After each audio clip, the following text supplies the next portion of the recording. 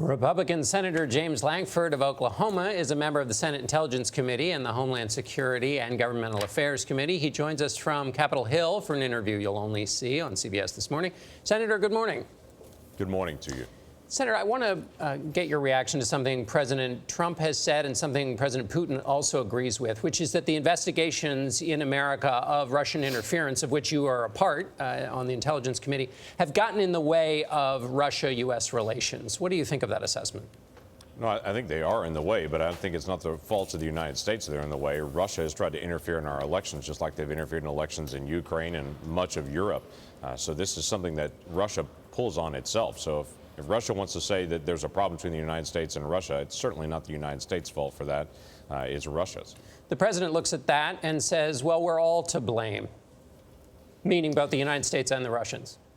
Well, I would disagree with that. I would say that there are individuals that obviously want to be able to bring up issues here and try to be able to divide us as two countries. But Russia, clearly, their human rights violations, what they've done in Syria, attacking hospitals, what they've done in invading Ukraine, Crimea, the nation of Georgia, assassinations into the UK. Clearly, this is a Russia that doesn't have the same value set that we have. And if there's a division, it's because we absolutely do not understand the Russians and how they behave and how they mistreat humanity, whether it be freedom of the press, open, free, independent courts. They are completely dissimilar to us. Senator, is it normal for a U.S. president to even consider the idea of turning over a U.S. civil servant, in this case, a former Russian ambassador Michael McFaul, to a U.S. adversary like Russia? Is that normal?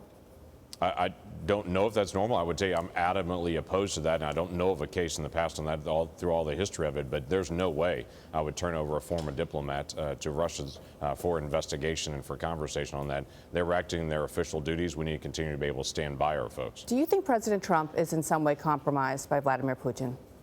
No, I don't think so at all. I've seen no evidence of that, and we've gone through extensive work in the Senate Intelligence Committee to be able to go through a lot of evidence in a bipartisan way. I don't think there's a compromise there. I think he does treat the president of China and the president of Russia a little different than he treats any other world leader.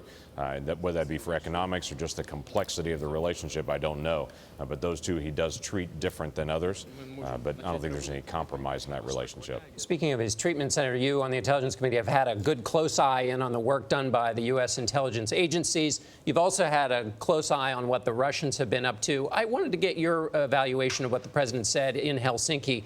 He said, referring to both Vladimir Putin and the U.S. intelligence agencies, I have confidence in both parties. Given your experience looking at both parties, do you have confidence in both parties?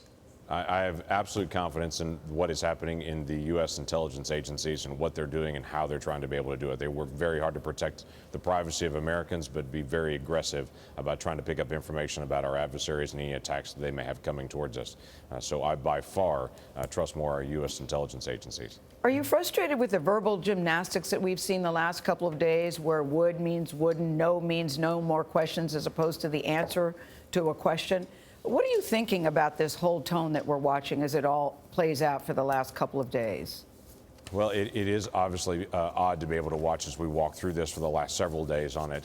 But I would tell you, I watch actions as I do more than words on anything.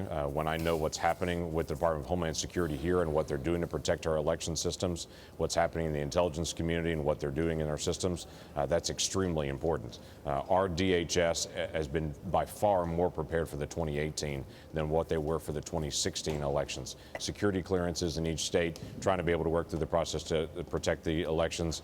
We have sanctions on the Internet Research Agency. That's a Russian group that tried to interfere in our social media. I would certainly hope the administration would put sanctions on all those entities that were involved from the most recent indictment. So and Senator, I'll watch for actions. How are you feeling about the actions? That's good. You're watching the actions. How are you feeling about the actions of the president over the last couple of days? Does anything concern you?